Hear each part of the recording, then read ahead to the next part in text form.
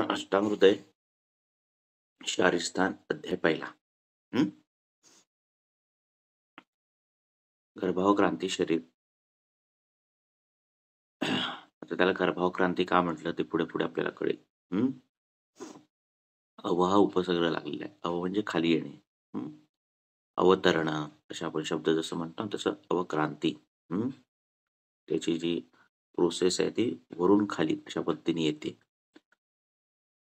आता गर्भाच्या उत्पत्तीविषयी शारीर सांगतो. आवाज येतोय ना क्लिअर तुम्हाला सगळ्यांना?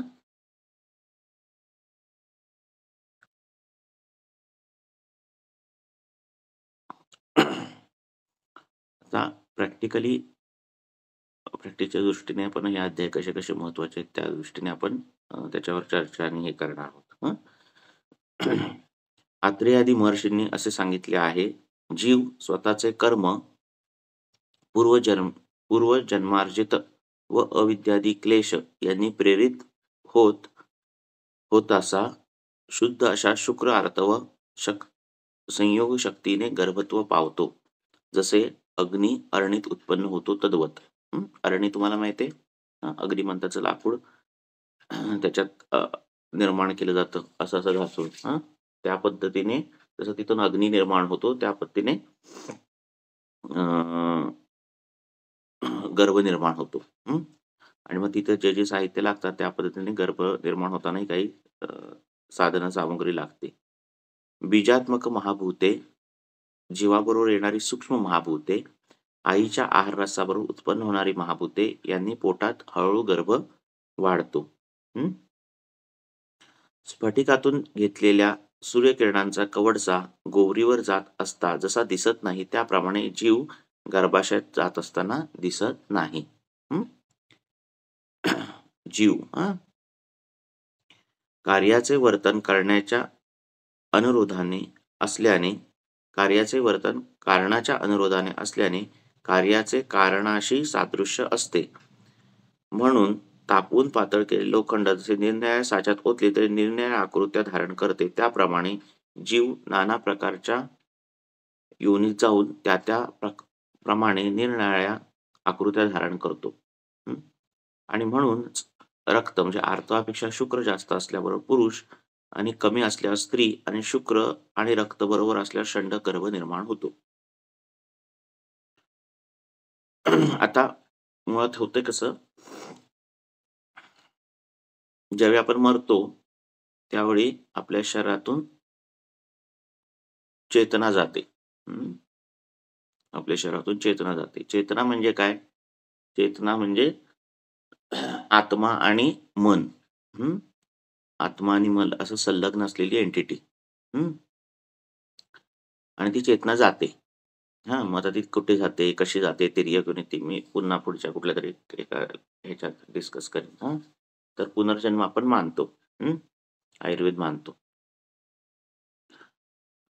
आता ती चेतना जी आहे ती आकाशात जाते. आकाशातून वायूत तेथून तेजातून जलातून पृथ्वीत अशी करून ती चेतना म्हणजे आयुर्वेदानुसार सांगतो हे मी सगळं. माईक सगळ्यांचा बंद करा आणि कॅमेरे चालू केले तरी चालतील.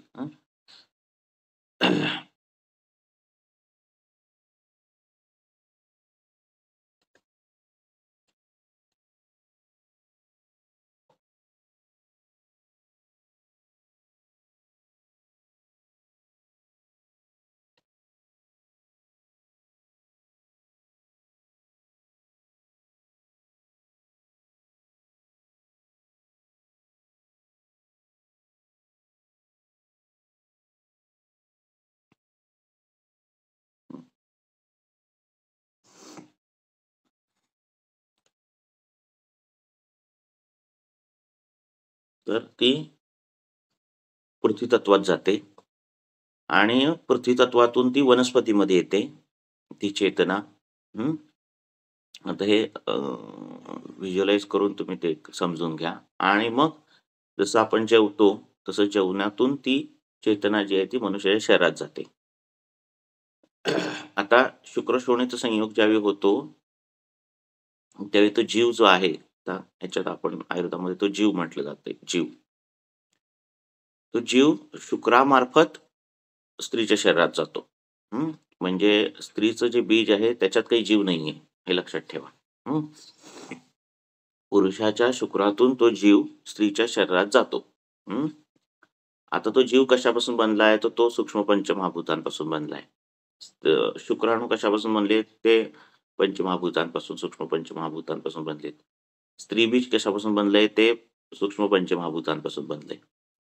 आता या पुरुषाबरोबर, पुरुषाच्या शुक्राणूबरोबर तो जीव म्हणजे पंचमहाभूत असलेला ते शुक्राणू स्वतः आणि स्त्रीचं बीज असं एकत्र येणार आहे आणि गर्भनिर्मिती होणार आहे. त्यामुळे आत्मा त्याच वेळी, म्हणजे चेतना, मन हे त्याच वेळी निर्माण होतं, असं एक विधान आहे. काही आचार्यांच्या नुसार की गर्भनिर्माण होतो आणि एक 38-40 दिवसांमध्ये आत्म्याचा प्रवेश होतो, असंही काही आयुर्वेदिक हे बृहत्रयी सोडून बाकीचे काही ग्रंथांमध्ये असाही उल्लेख आहे. पण विषय असा आहे की ती जी चेतना आहे, चेतना म्हणजे काय? आत्मा आणि मन. मनावर जे काही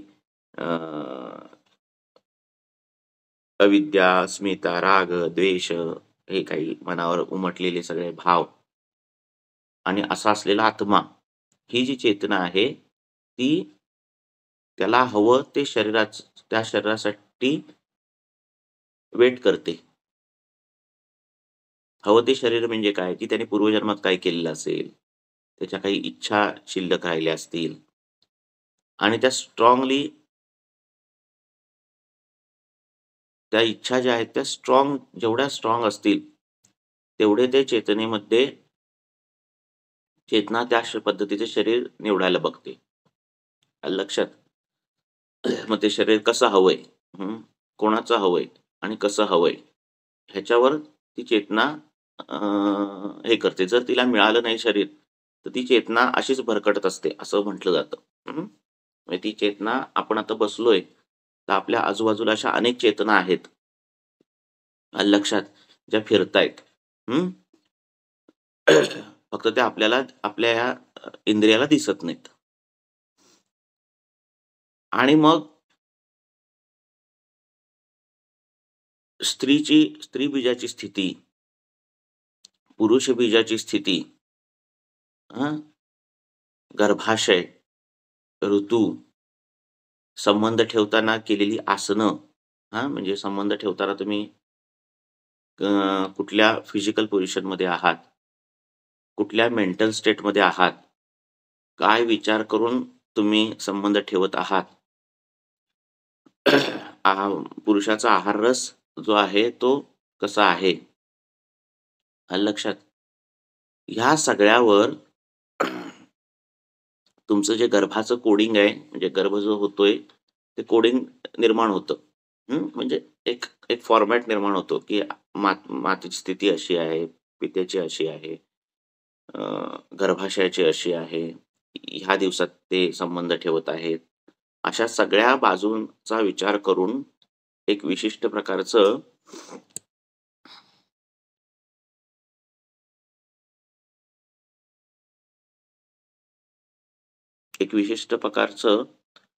कोडिंग सुरू होतं.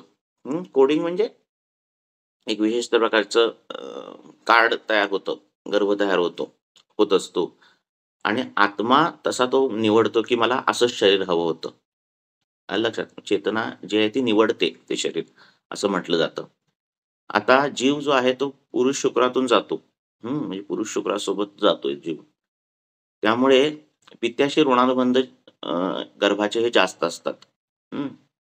हे मी बाकीच्या ग्रंथातला आणि आयुर्वेदिक हे दोन्ही मिक्स तुम्हाला हे सांगतोय, तुम्हाला तो टॉपिक कळावा म्हणून. कारण कर्मच्या व्याधी तुम्हाला दिसणार आहेत.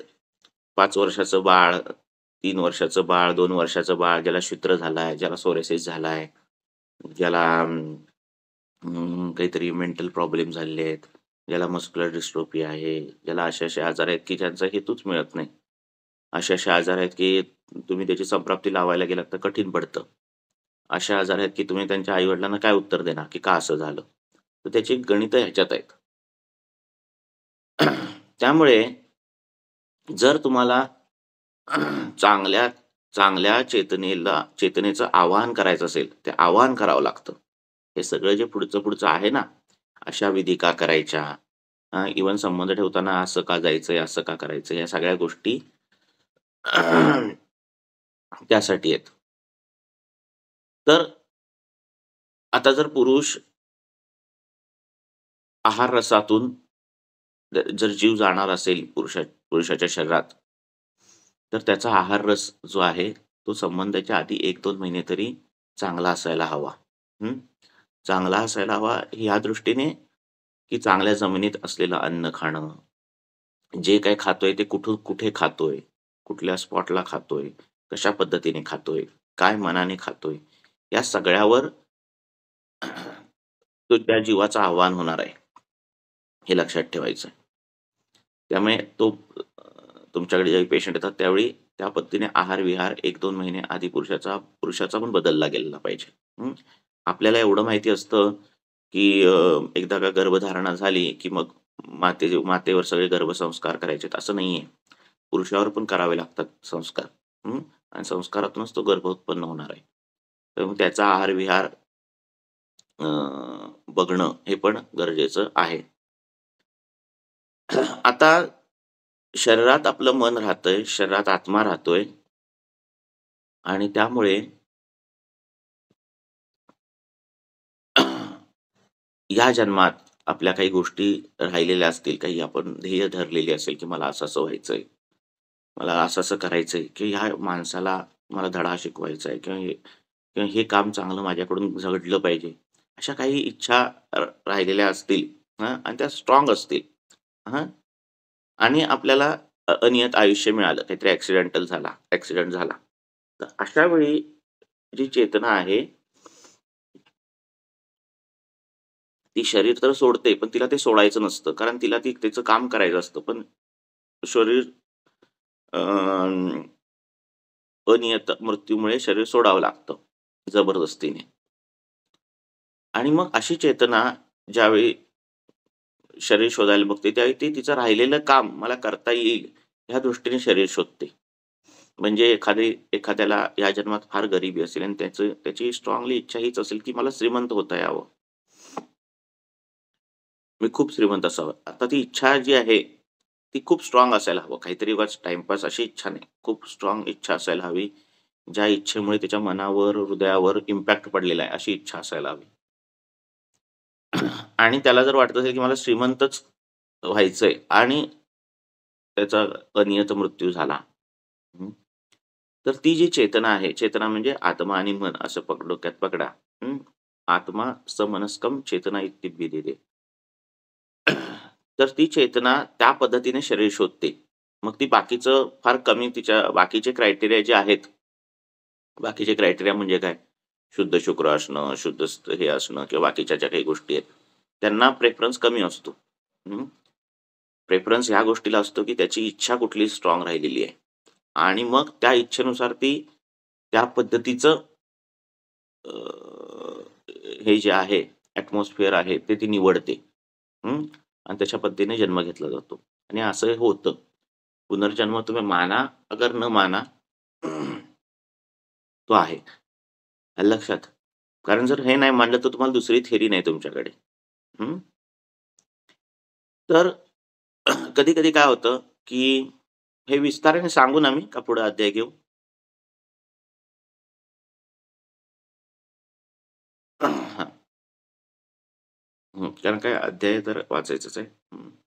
कधी-कधी काय होतं, की एका जन्मामध्ये अशी कुठली ती घटना घडते, की तिचा इम्पॅक्ट जास्त पडलेला असतो. म्हणजे सपोज एखादा माणूस असेल आणि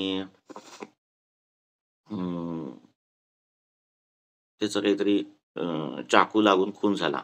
म्हणजे पोटात कोणीतरी चाकू मारला. म्हणजे कटप्पासारखा असं काहीतरी मागून मारला आणि ते ते जे काही मारणं आहे, जे काही मारणं आहे ते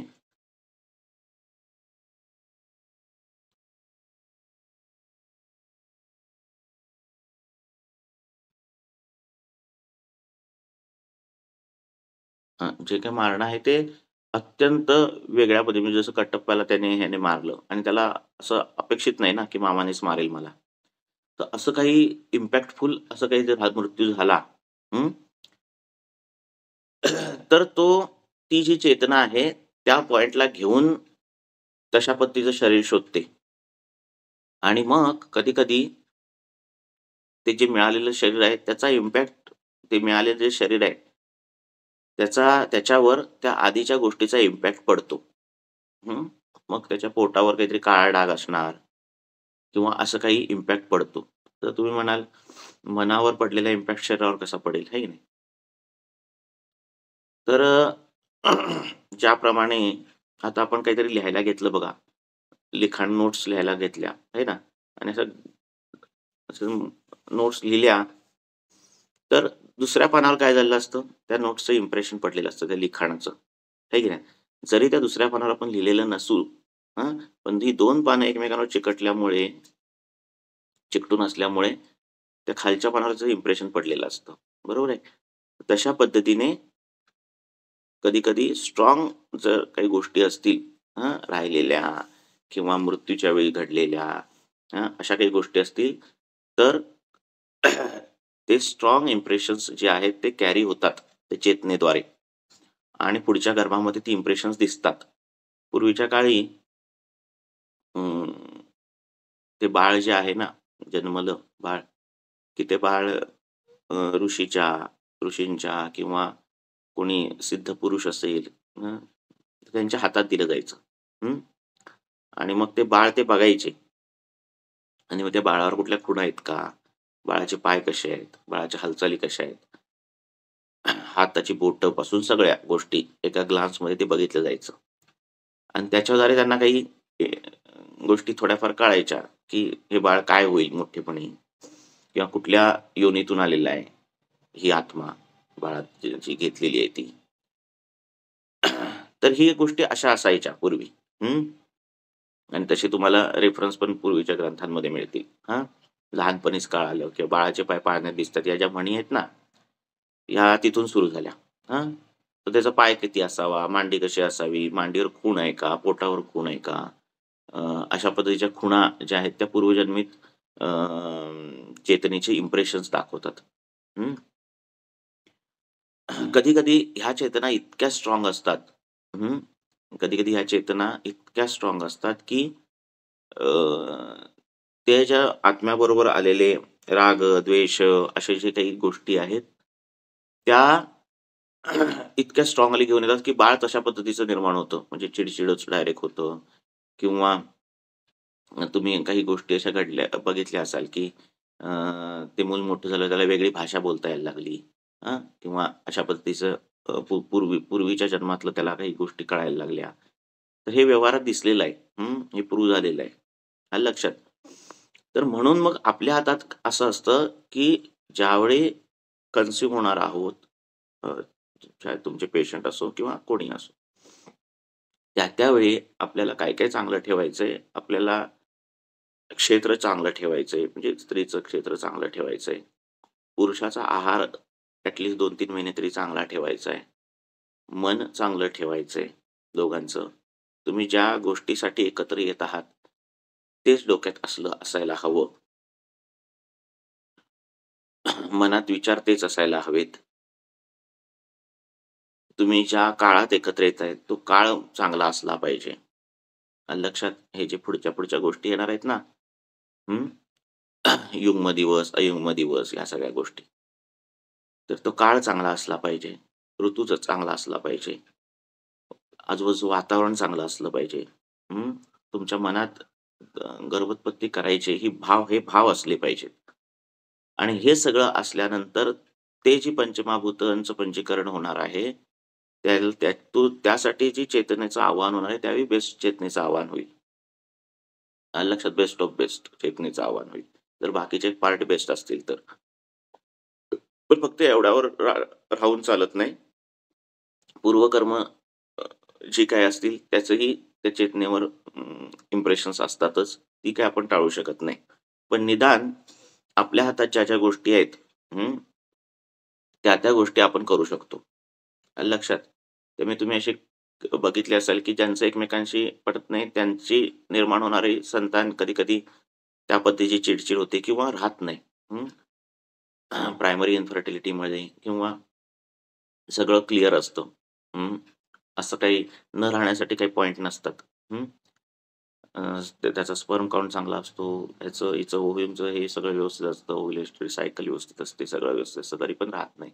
याची कारणं ही ह्याच्यात आहेत. हं. कारण गर्भाला अपेक्षित असलेला मिळायला, ती चेतनेला आवाहन करायला, ती चेतना यायला, ह्या सगळ्या गोष्टी लागतात. आलं लक्षात?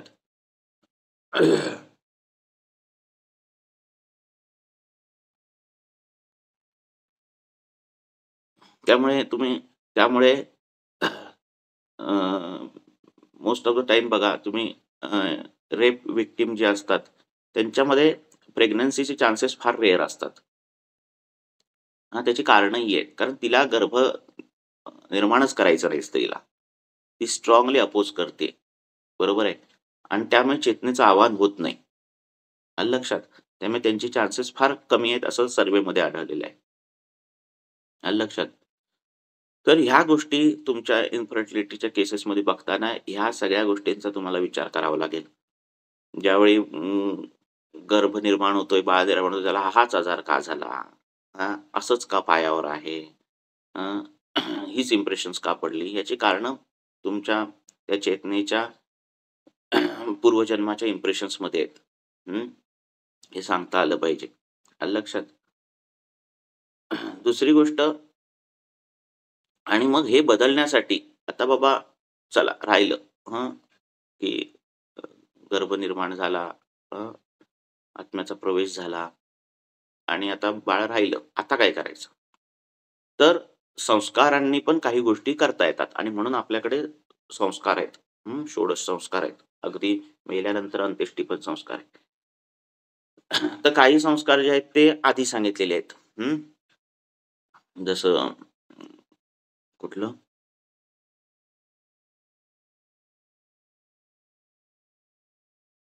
गर्भाधान संस्कार असेल, पुत्रेष्ठी हे असेल. तर हे संस्कार जे आहेत ते आधी सांगितलेत. का सांगितलेत? कारण तुम्ही जर संस्कार त्याच्यावर चांगला केलात, ते जे काही निर्माण होणार आहे. जर संस्कार निर्माण केलात चांगला, तर आवाहित तुम्ही ज्या चेतनेला आवाहन करणार आहात, ती चेतना पण चांगली येते. असं काही जण म्हणतात, की एवढ्या चांगल्या-चांगल्या चेतना अजूनही वाट बघतायत, की त्यांना पाहिजे तसा गर्भ मिळत नाहीये. म्हणजे पूर्वीच्या काळी मोठे-मोठे जे लोकं गेली म्हणजे स्वामी विवेकानंद असतील, जे कोण मोठे-मोठे असतील, ज्यांचं खूप काम बाकी राहिलं, आहे ना? पण अशा पॉवरफुल चेतनांसाठी तशा पद्धतीचा गर्भ असायला हवा. बरोबर आहे की नाही? तशा पद्धतीचं पुरुष बीज, तशा पद्धतीचं स्त्री बीज, तशा पद्धतीचं ऋतू, तशा पद्धतीचं मनातल्या गोष्टी, आहे ना? तशा पद्धतीचे संस्कार, अशा पद्धतीचा गर्भ असेल, तर ती चेतना तिथे जाणार आहे. आणि जर तशी नाही गेली, तर त्या तशाच राहतात, असं सांगितलं गेलेलं आहे. वर्षानुवर्षे चेतना ज्या आहेत, त्या अशाच फिरत राहतात, असाही उल्लेख आहे. तर ह्या गोष्टी महत्त्वाच्या आहेत आणि मग त्या पद्धतीने आपण ते डोक्यात ठेवलं तर पुढच्या गोष्टी ज्या आहेत त्या तुम्हाला कळायला लागतील. जसं आता संबंध ठेवायचे तर स्त्रिया 12 वर्षाच्या असल्या पाहिजेत आणि सॉरी, स्त्रिया 16 वर्षाच्या, 18 वर्षाच्या म्हणजे कमी वय असलं पाहिजे. आणि पुरुषाचं वय हे साधारणतः 21-22 असं असलं पाहिजे. आता ह्याच्याने काय होतंय, की ह्यांची 5 पंचमहाभूतं, सूक्ष्म पंचमहाभूतं, ह्याची सूक्ष्म पंचमहाभूतं मिळून जे होणार आहे, ते एनाटॉमिकली तो जो गर्भ होणार आहे, तो स्ट्राँग होणार आहे. फिजिकली स्ट्राँग होणार आहे. त्यामुळे चेतनेचं पण तसंच आवाहन होणार आहे. बरोबर आहे की नाही? पण लेट लग्न होत आहेत, हे सगळं लेट होतंय. त्यामुळे जी सूक्ष्म पंचमहाभूतं आहेत, त्यांचंच पंचीकरण तशा पद्धतीचं होत नाहीये. त्यामुळे येणाऱ्या चेतना पण तशाच पद्धतीच्या येतात. आलं लक्षात? आणि त्यामुळे आता काय करू शकतो आपण तर संस्कार करू शकतो. आणि मग हे जे गर्भसंस्कार प्रकरणं येतायत ह्याची पाळंमुळं इथं आहेत. ते बीजच ते गर्भसंस्कार हे नुसते स्त्रीवर नाही झाले पाहिजेत. 2-3 महिने आधी पुरुषावर पण झाले पाहिजेत. त्याच्या आहारावर झाले पाहिजेत, त्याच्या मनावर झाले पाहिजेत. आणि मग स्त्रीवर पण झाले पाहिजेत. मग मंत्राचा रोल किती आहे? त्या गोष्टी त्या ज्या गोष्टी आहेत त्या वेगळ्या. पण मग त्याचा परिणाम पडतो. आलं लक्षात? पण फक्त त्याचा परिणाम नाही, या सगळ्या गोष्टींचा विचार करावा लागतो. हं. आता इथे सांगितलंय की 15चा 4था श्लोक. रक्तापेक्षा शुक्र असल्यास पुरुष, कमी असल्यास स्त्री आणि शुक्र आणि रक्त बरोबर असल्यास षंड निर्माण होतो, है ना?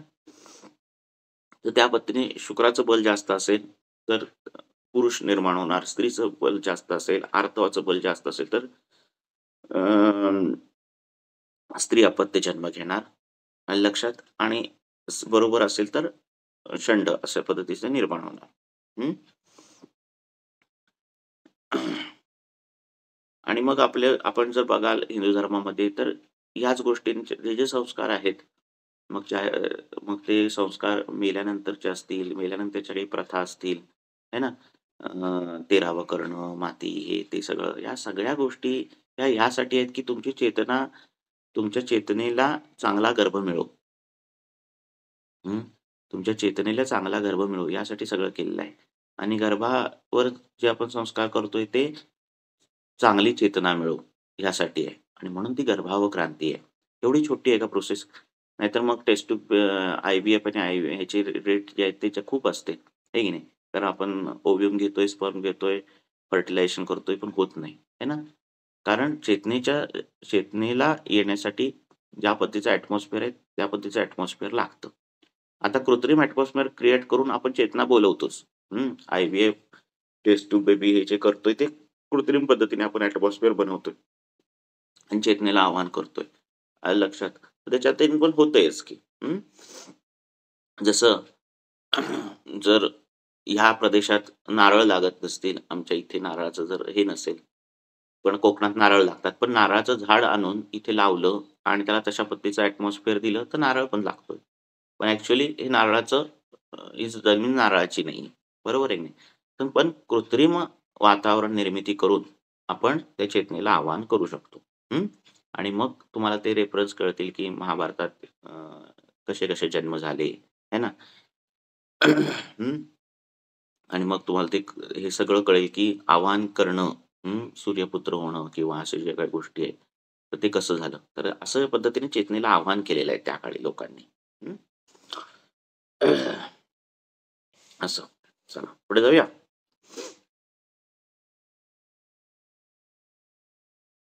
तर इथं आलो आपण. तर आता असं आहे की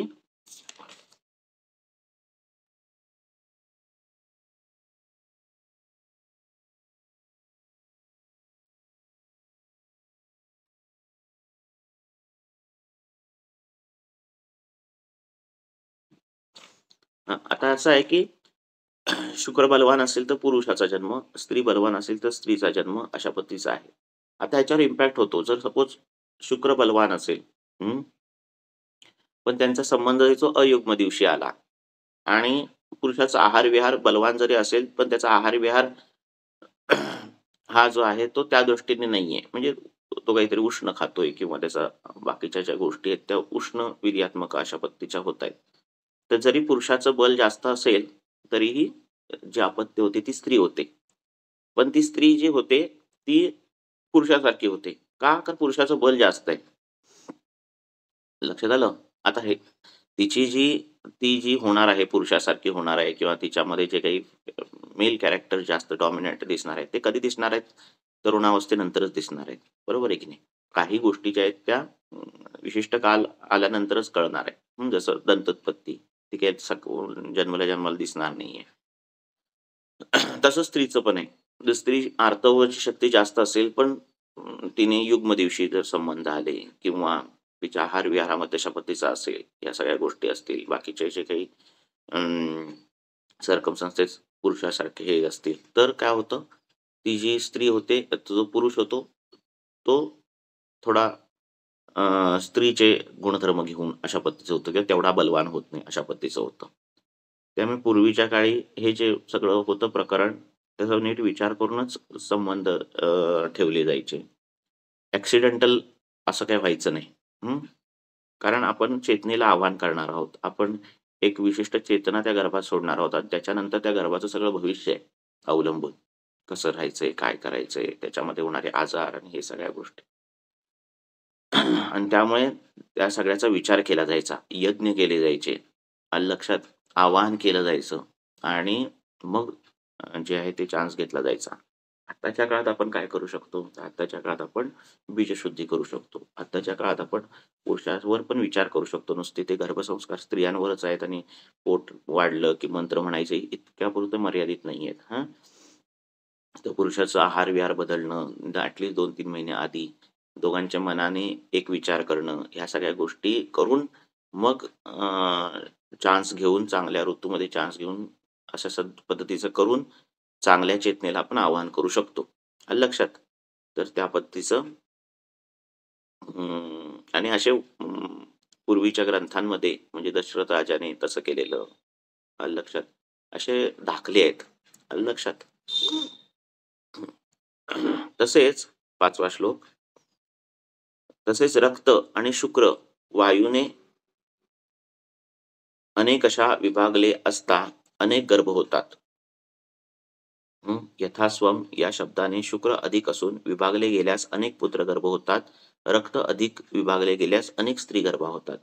एका भागात रक्त अधिक आणि दुसऱ्या भागात शुक्र असे असल्यास स्त्री पुरुष असे होतात. आता गर्भ उत्पत्तीसाठी काही काही गोष्टी लागणार आहेत. सामुग्री कुठल्या कुठल्या लागणार आहेत. प्रत्येक आचार्यांनी वेगवेगळे सुश्रुत आणि ऋतुक्षेत्रांबुबीज सांगितलेलं आहे. तर स्त्री शुक्र, स्त्री आर्तव, पुरुष शुक्र, ऋतू, क्षेत्र, अंबू, तुमचं मन, अंबू म्हणजे तिचा आहार रस तो चांगला असायला हवा. तिचं मन आणि अपानवायू. अपानवायू अपानाचं क्षेत्र असल्यामुळे अपान हे अष्टांग हृदयकाराने वेगळं एक्स्ट्रा सांगितलंय.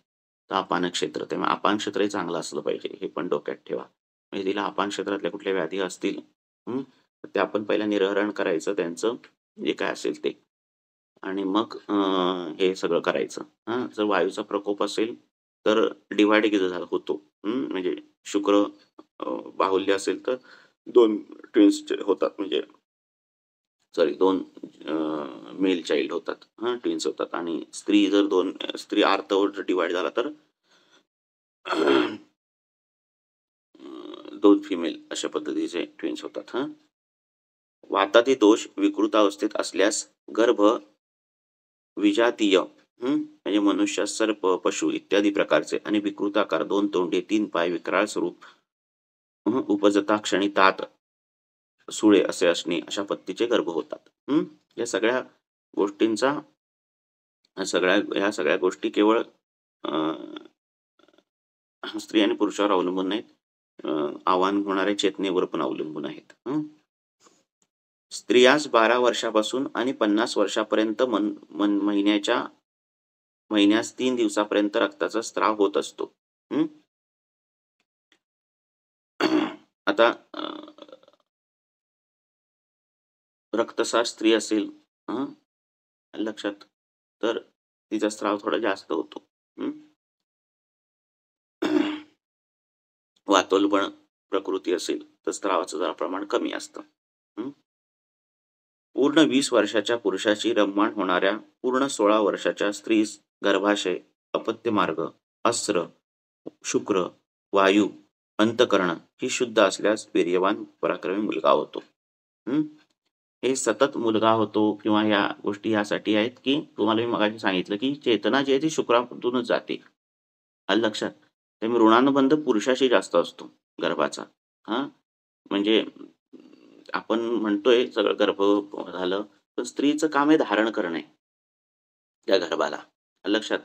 धारण पोषण हे स्त्रीच्या गर्भाशयात होणारं काम आहे. पण कोणाचं करायचं ते पुरुषाच्या हातात आहे. लक्षात आलं की नाही? त्यामुळे ते जे आव्हान आपण म्हणतो, की सगळं स्त्रीवर अवलंबून, तर तसं नसताना ते पुरुषावर जास्त अवलंबून असतं. हं.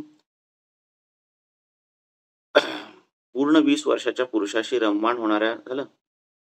तर हे बघा ह्याच्यात सांगितलेलं आहे, की स्त्री गर्भाशय, अपत्य मार्ग, अस्र, शुक्र, वायू आणि अंतःकरण हं, ही शुद्ध असल्यास वीर्यवान जो काही आहे तो पुत्र होतो, मुलगा होतो. तीच स्त्री पुरुषे जर यापेक्षा कमी वयाची असतील तर संतती रोगी, अल्पायुषी, अधन्य अशी होते अथवा मुळीच होत नाही. वात शुक्र, पित्त शुक्र, कफ शुक्र, कुणप शुक्र, ग्रंथी शुक्र, पुय शुक्र, क्षीण शुक्र, मूत्र शुक्र, पुरुष शुक्र, तसेच वातास्र, पित्तास्र, कफास्र, कुणपास्र, ग्रंथ्यास्र, पुयास्र, क्षीणास्र, अस्र म्हणजे रक्त, मूत्रस्र, पुरुषास्त्र ही 9 प्रकारची शुक्र आर्तवे गर्भोत्पत्तीसाठी असमर्थ आहेत. हां, तर अशा पद्धतीचे काही असतील तर गर्भधारणा होत नाही. आपण स्पर्म काउंट करतोय, ओव्ह्युलेशन करतोय ह्याच्यामध्ये संपतंय आपलं. पण आयुर्वेदाने एवढ्या सगळ्या गोष्टी सांगितलेल्या आहेत. हां, तर वातास्त्र असेल, पित्तास्त्र असेल तर ती लक्षणं तुम्हाला दिसत असतील. ते हेतू तसे दिसत असतील. म्हणजे कुठला पुरुष स्पर्म काउंट चांगला आहे. ओके. कुठल्याही पुरुषाचा स्पर्म काउंट चांगला आहे. पण हेतू सगळे वातप्रकोपक आहेत. तो मॅरेथॉनला पळतोय, इकडे पळतोय, तिकडे पळतोय. खाणं-पिणं कमी आहे, मेदाचा क्षय दिसतोय, व्हॉटेव्हर आणि स्पर्म काउंट कमी आहे. स्पर्म काउंट ओके आहे. तरी पण तो आपण वातास्त्र शुक्र असं त्याचं निदान करून त्याची चिकित्सा द्यायला पाहिजे. कारण हेतू त्या प्रमाणे वाताचे बलवान हेतू आहेत. तसंच पित्त शुक्र, कफ शुक्र, कुणप शुक्र. कुणपमध्ये तर काय हे होतंय, ग्रंथी शुक्र. हं. तर या सगळ्या पद्धतीचा तशा पद्धतीने विचार केला पाहिजे. प्रत्येक वेळी स्पर्म काउंट ओके आहे म्हणजे ओके नाही. किंवा ओव्ह्युलेशन ओके म्हणजे ओके नाही. तर अशा पद्धतीने दोघांचंही हे केला पाहिजे. म्हणून केस हिस्ट्री घेताना आहार-विहार जो आहे तो दोघांचाही घ्यायला पाहिजे. आणि तशा पद्धतीने तुम्हाला दिसतंय, की बाबा पित्त प्रकोपक आहार-विहार त्याचा खूप आहे. आहे ना? अशा पद्धतीचं तुम्हाला दिसतंय व्यवहारामध्ये पण. आणि स्पर्म काउंट ओके आहे. तर पित्त जे शुक्र असा विचार करून त्या पद्धतीची पित्तावर काम करणारी, शुक्राकडे गामित्व असणारी अशा पद्धतीची औषधं द्यायला पाहिजेत. हं.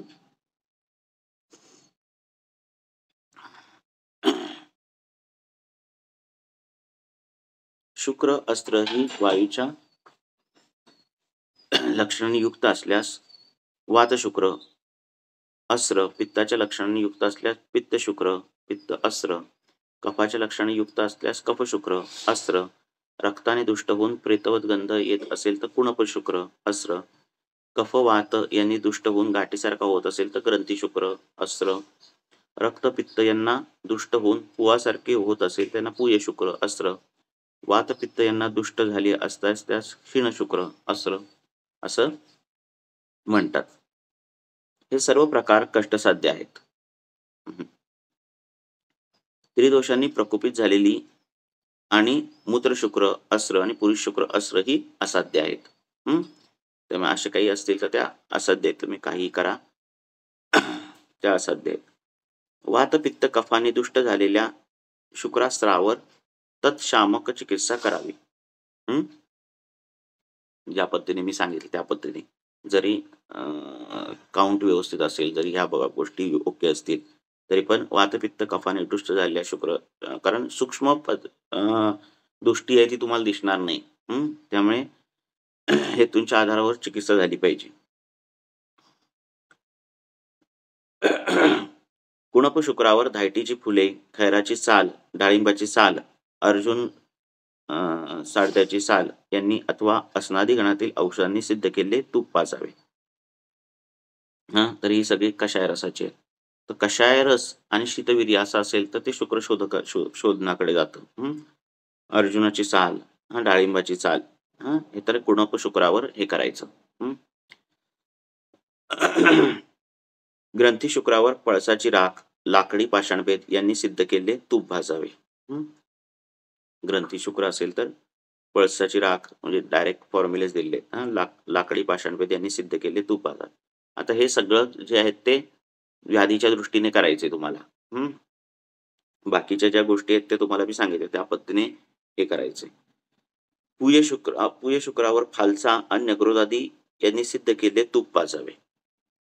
क्षीण शुक्रावर शुक्रवर्धक वृक्षचिकित्सा करावी. शुक्रदोषाने पीडित झालेल्या रोग्यास स्निग्ध, वात, विरिक्त, निरूढ, अनुवासित करून योग्य रीतीने उत्तरबस्ती द्यावेत.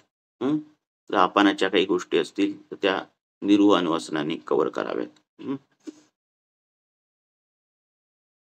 पुरुष शुक्र झालेल्या पुरुषास वमन विरेचनांनी शुद्ध करून हिंग, वाळा, चित्रक यांनी सिद्ध केले तूप द्यावे.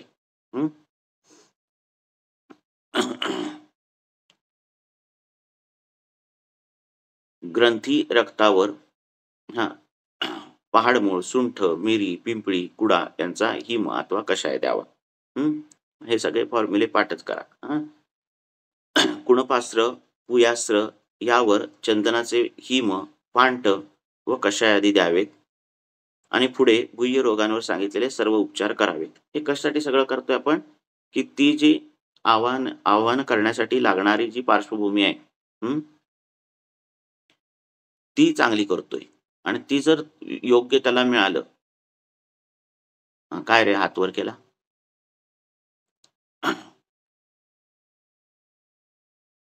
विचारायचंय?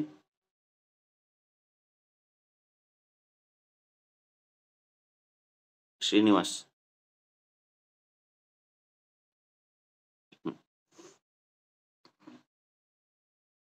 तर त्यासाठी हे सगळं करायचंय.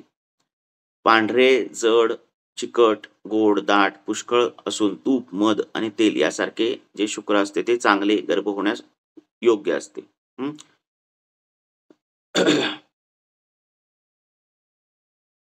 आता इथे जो मध सांगितलाय तो मधाचा रंग अपेक्षित नाहीये. तो मध कुठला त्या टीकेमध्ये आहे.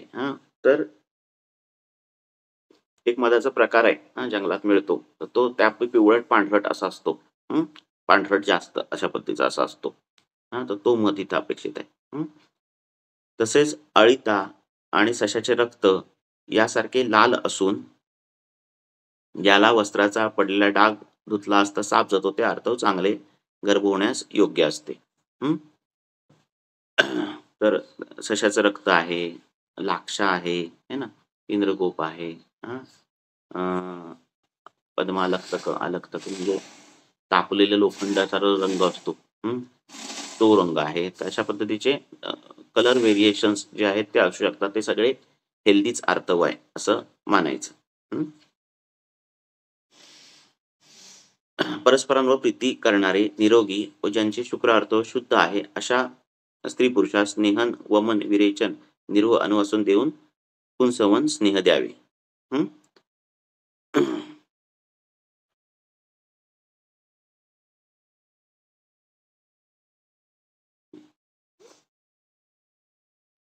पुरुषास विशेष करून गोड औषधाने सिद्ध केले दूध आणि तूप पिण्यास द्यावे.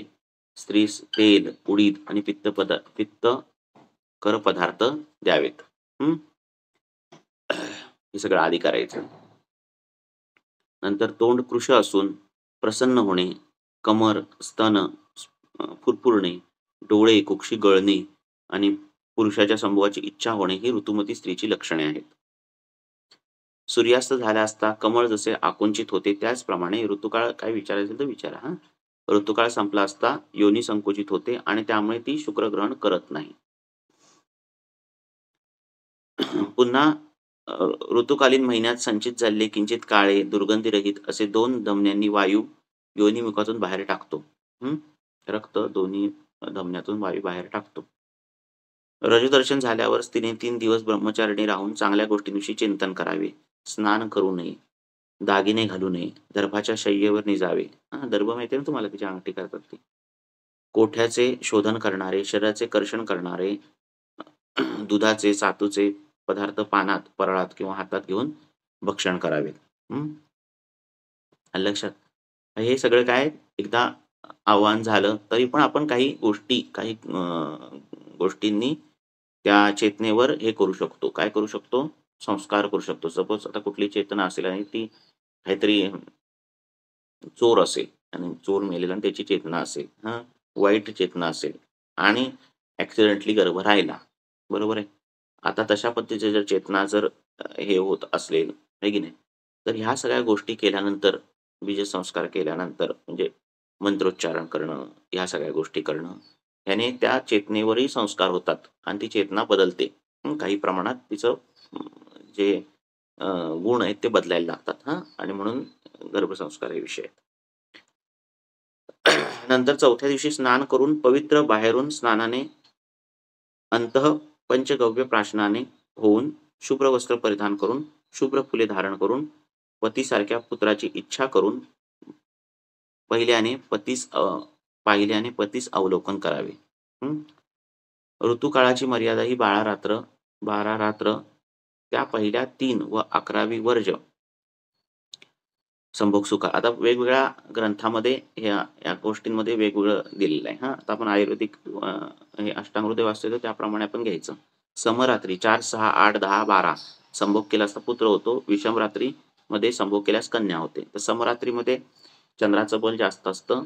विषम रात्रीमध्ये चंद्राचं बल कमी असतं. नंतर उपाध्यायाने पुत्रसंबंधी विविध यथाशास्त्र करावा. शूद्र स्त्रीकडून नमस्कारपूर्वक मंत्र शिवाय करून बाकीचे विधी करावेत. याप्रमाणे केले असता स्त्री पुरुषांचा संभोग व्यर्थ जाणार नाही. इतकेच नव्हे तर पाहिजे त्या प्रकारचा पुत्र आणि कन्या अपत्य होईल. आता जे ट्रायल केले जातात तरी पण कन्सिव्ह होत नाही, कारण या काहीच विचार केला जात नाही. तर ज्या ज्या इन्फर्टिलिटीच्या केसेस तुमच्याकडे येतात त्यावेळी हे सगळ्या गोष्टी त्यांना सांगायच्या. अशा पद्धतीने तुमचं झालं पाहिजे. मनाने तुम्ही एकत्र पण आला पाहिजेत. असं सगळं झालं तर कुठे ते कन्सिव्ह होतात. नाहीतर मग आता इन्फर्टिलिटीचं प्रमाण वाढलंय, त्याच्यामध्ये कारणांमध्ये ह्या सगळी कारणं आहेत. मनाचा विचार आहे आणि तुमच्या शरीरांचा विचार आहे. लक्षात खाणं-पिणं बदललेलं आहे आणि ह्या सगळ्या गोष्टींमुळे त्या चेतनेचं आव्हानच होत नाही. लक्षात गर्भनिर्मितीच होत नाही. याप्रमाणे केले असता झालं. कारण साधूंचे म्हणणे असे की स्त्री-पुरुषांची एकांती संयोग केवळ अपत्योत्पत्ती करताच असावा. म्हणजे सुखासाठी तो जो आहे तो त्यांचा संबंध नसावा, असं पूर्वी सांगायचे की रघुवंशातले राजे जे आहेत ते केवळ अपत्य प्राप्तीसाठीच संबंध ठेवतात, असं असायचं.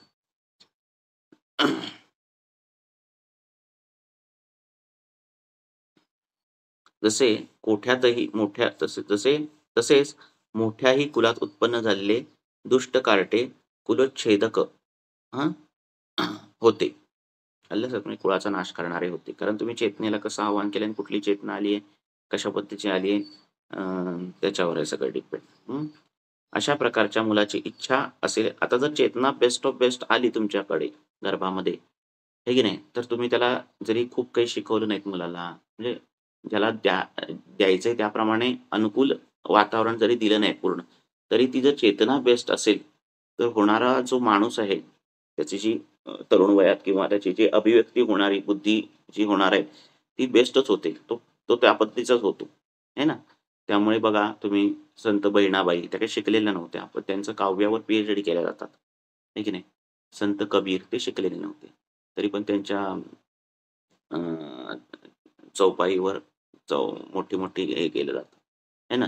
म्हणजे शिक्षण नसतानाही त्यांचं त्यांची वैचारिक पातळी एवढी उच्च होती, आहे ना. शिक्षणाने माणूस हुशार होता आपण म्हणतो, पण जर तशाच पद्धतीची चेतनाच असेल, तर तुम्ही जर अनुकूल वातावरण दिलं तर काय बेस्टच आहे. पण नाही दिलं तरी पण त्याची बुद्धिमत्ता ही झळाळतेच पुढे. आणि चेतनाच जर वाईट असेल, तर कितीही चांगल्या कुळात जन्म घेऊ दे, तो काय होतो, कुलीच्छेदक होतो, असं सांगितलेलं आहे. अशा प्रकारच्या मुलाची इच्छा असेल, त्याच्यासारख्या स्वरूपाचा व आचरणाच्या लोकांविषयी नेहमी त्यांनी चिंतन करत असावे. तसेच त्यांनी आपले आचरण आणि सरंजाम त्यांच्यासारखा ठेवावा. हे रेकॉर्डिंगला मी टाकलंय लेक्चर, जरी नंतर कोणाला ऐकायचं असेल तर ते हे करता येईल. नंतर पुत्रीय विधी झाल्यावर, पुत्रीय विधी दिलेला आहे चरकामध्ये. दूध भात, तूप भात खाऊन जोशाच्या परवानगीने उजवा पाय पुढे करून हे सगळं कशासाठी आहे? चांगल्या चेतनेला आव्हान करण्यासाठी. पहिल्यांदा म्हणून मी बॅकग्राऊंड तो सगळा सांगितला. आणि स्त्रीनेही तेलविशिष्ट व मांसविशिष्ट पदार्थ भक्षण करून पतीच्या उजव्या बाजूकडून डावा पाय पुढे करून शय्येवर चढावे आणि तेथे हा मंत्र म्हणावा. हं, तो मंत्र दिलेला आहे. नंतर स्त्री पुरुषांकडून आनंदयुक्त होऊन परस्पराचे समाधान करून संभोग करावा. स्त्रीने एकाग्र मन करून हात, पाय, डोके वगैरे अंगे जागच्या जागी स्वस्थ ठेवून उताने निजावे. असे केल्याने वातादी दोष स्वस्थानी स्थित होऊन ते बीज ग्रहण करते. गर्भधारणा झाली असता स्त्रीची लागली जी लक्षणे होतात ती योनीने बीजाचे ग्रहण करणे, तृप्ती वाटणे, ओटीपोट अ, जडपणा, स्फुरण, शुक्र असरणं बाहेर येणे, हृदयाचे कापणे, झापड, तृष्णा, ग्लानी, रोमांच उभे राहणे. हं, हे सगळं निर्माण होते. 7 दिवसांनी गर्भाचा गोळा बनून तो 1 महिना अव्यक्त असतो. म्हणून तो व्यक्त होण्यापूर्वी पुंसवन औषधाची योजना करावी. ह्या एका पॉइंटवर काही जण हे म्हणतात, की ती 38 ते 40 दिवस काही ग्रंथात पण दिलं आहे, की 38 ते 40 दिवसानंतर ती चेतना जी आहे ती येते, असं काही जण हे करतात. हं.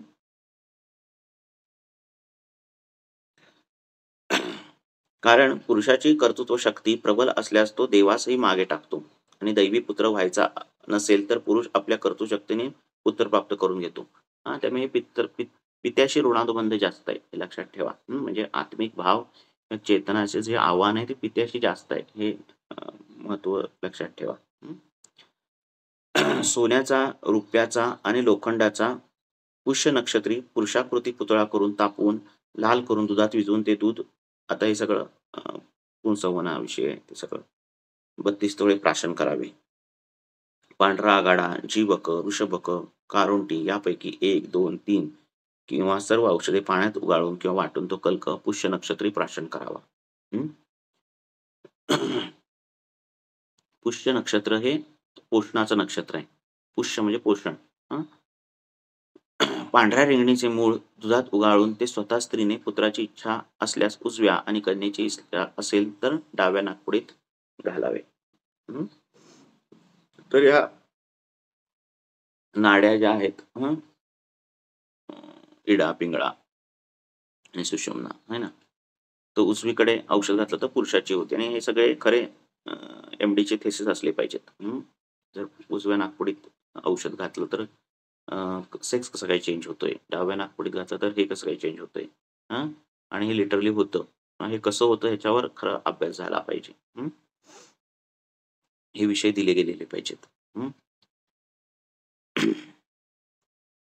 पांढऱ्या रेंगणीचे मूळ, वडाचे कोंब, 8 मोख दुधात उगाळून नाकाने अथवा तोंडाने प्राशन केले असता ते पुत्रोत्पत्तीप्रद, पुत्रस्थितीप्रद होतात. तसेच जीवनीय औषधांचा अंतर्बाह्य उपयोग करावा. हं. तर थांबूया. उद्या पुढचं वाचू. ठीक आहे. आतापर्यंतच्या ह्याच्यात काय वाटतंय तुम्हाला डाऊट?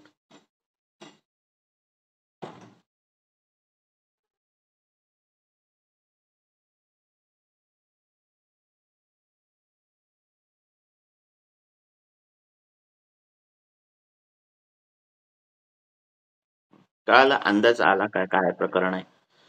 हं. आता त्याच्यावर तुम्ही अजून अभ्यास करू शकता वेगवेगळे पुस्तक वाचून. हां. लक्षात इंटरेस्टिंग टॉपिक आहे. आलं लक्षात? हं. त्याचा अभ्यास केला तर तुम्हाला आणि खूप त्याच्यात माहिती मिळेल. आता हे सगळी सांगत बसलो तर त्याच्यावरच लेक्चर होईल. आत्म्याचं हे कसं होतं, आहे की नाही? गर्भाचं सिलेक्शन कसं होतं, या सगळ्या बारीक-बारीक गोष्टी मग त्याचा खूप विस्तार होऊन जाईल. तर आतापुरतं एवढं आपल्याला ठीक आहे, कळण्यापुरतं. हं. हं. घेऊया ना. घेऊया की काय. त्याचा सिस्टमॅटिक नोट्स-बिट्स काढायला पाहिजे. तर ते घेता येईल ना. ठीक आहे. थांबूया. काय कोणाला विचारायचंय?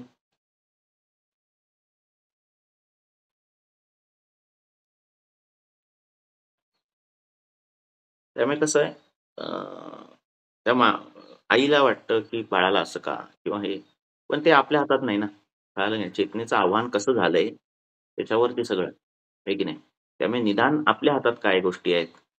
हां, त्या निदान जरी केल्यात तरी त्यातल्या त्यात बेस्ट जी चेतना आहे तिचं आव्हान होतं. हे आव्हान करायचंय. अरणीची का उपमा केली आहे? अरणी ते असं-असं करून, असं-असं करून ती अरणी हे केल्यानंतर त्याच्यावरती अग्निनिर्मिती होते. आवाहन केलं जातं. "अग्निमिळे पुरोहितम देवानां मिळते" ना, अग्नीचं आवाहन केलं जातं. आलं आलं का लक्षात? तशा पद्धतीचं ते आव्हान आहे. आणि ती गर्भाव क्रांती आहे. हं.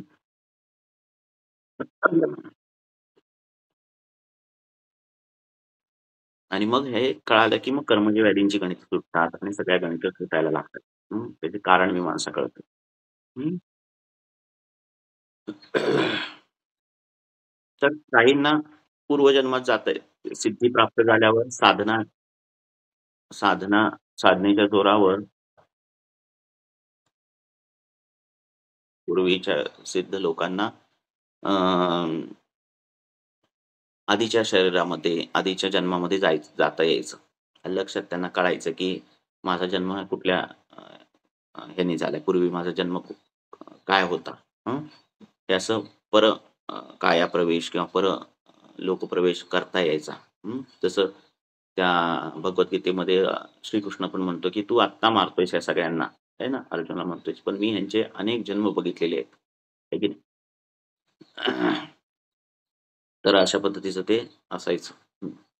काय कोणाला विचारायचंय?